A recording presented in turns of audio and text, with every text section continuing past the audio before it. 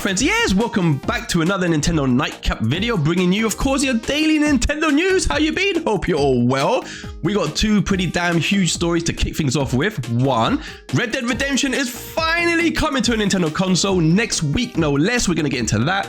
Secondly, get used to it. There's going to be Nintendo Switch 2 rumors all the time now, every goddamn day. This time it's concerning the proposed price tag. What will it be? We're going to get into that. But first of all, if you're new here, welcome, of course. Feel free, if you like what you see and you're a Nintendo fan, hit that like and subscribe. Hit that bell so you're notified whenever we go live or have a brand new video.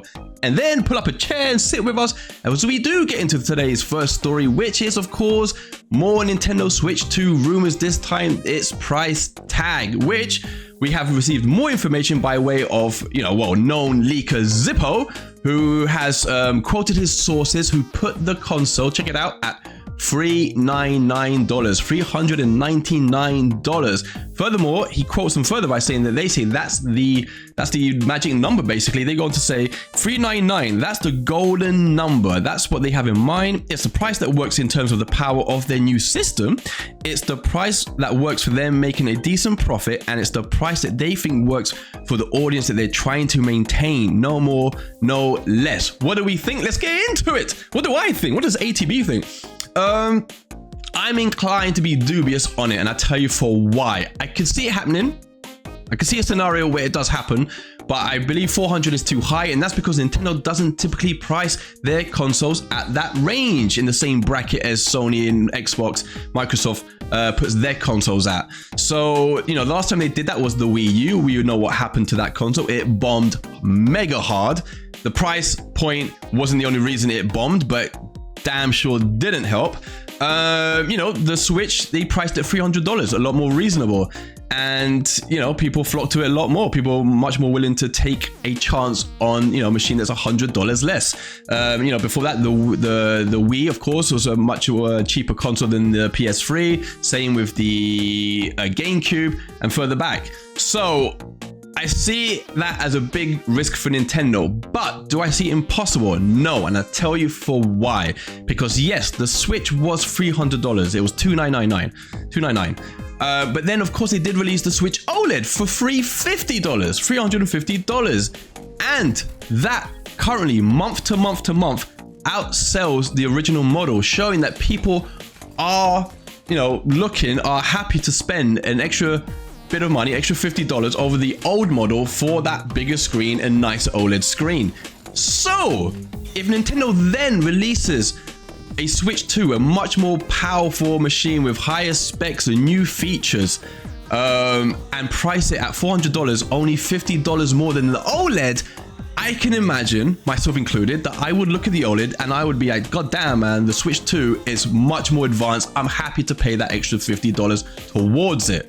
That's what me personally would do.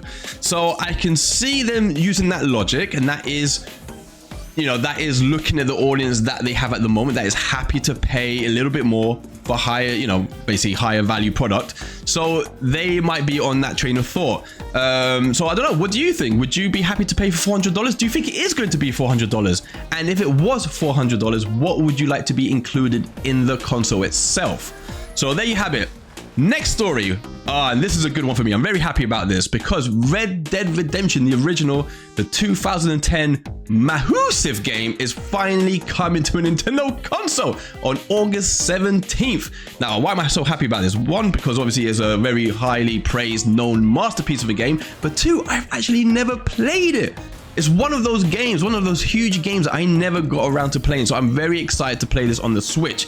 Now, what's included in the game? We have seen some pictures, and there is a 30-second trailer floating around, which we'll be seeing here, of course. But there is some information on the eShop surrounding the game, so we're going to get into it, and I'm going to read it for you.